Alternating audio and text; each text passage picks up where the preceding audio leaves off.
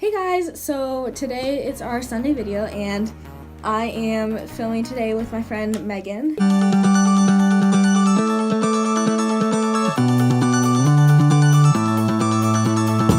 So if you guys didn't know, I play lacrosse.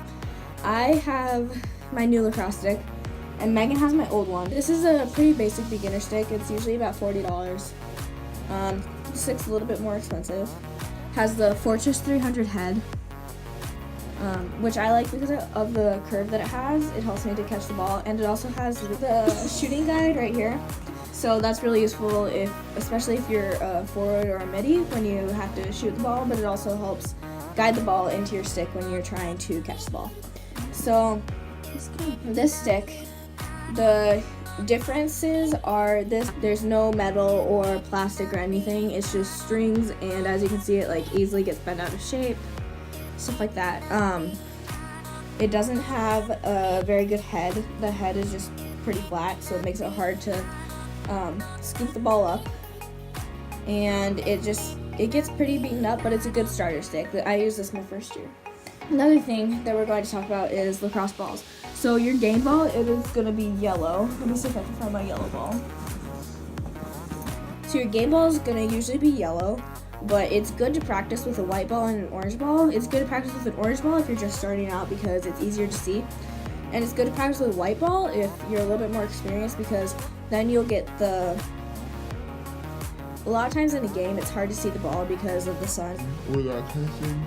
And the white ball makes it pretty hard to see the ball too. So it's good practice if you practice with a white ball. So those are a few just short tips. One thing that happens a lot is on this new stick of mine, this stick hasn't been used in a game yet. It has a little kind of guide thing for the strings. On this stick, it doesn't. One of the good things about this stick is that it has this and it helps keep it secure, but you can still move it. And these long strings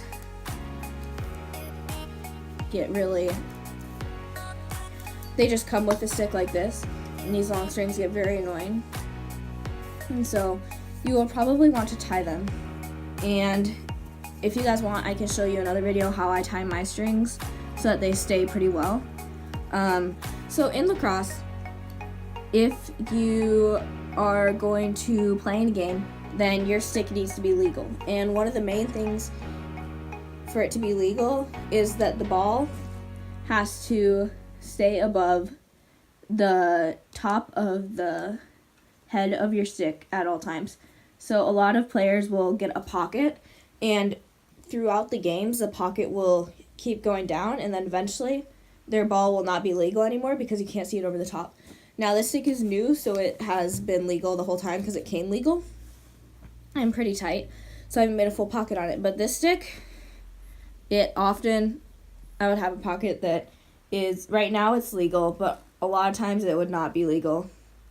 And I would have to retie it before I went to see the ref for a final stick check. Another thing I have, this is my lacrosse bag, by the way. Another thing I have are my goggles. So they're a little dirty, but in lacrosse you have to have goggles that are regulation. So you have to have safety regulated goggles. There's some goggles that aren't in the new rule book that used to be, so you always want to check your goggles. Mine are just black STX Plus normal goggles. You always want to make sure one of the main things you want in your goggles is you want them to be comfortable. So some models are a little bit less comfortable for me, but some are a little more comfortable. Another thing is the tightness. So you want them to be able to go on and stay on, but you don't want them to give you headaches. So when they're on, you don't want them to like just constantly fall down in the game because you can get called if your goggles are on your head or around your neck. You can get called for a penalty, and the other team usually gets the ball. So you want your goggles to be just tight enough that they stay on, but not too tight that they give you a headache. Then one of the final things in my bag are my mouth guards. So in lacrosse, you do have to have mouth guards. Now, this mouth guard is my old one. It was my first year one because I didn't know if I was really gonna want to stay in lacrosse.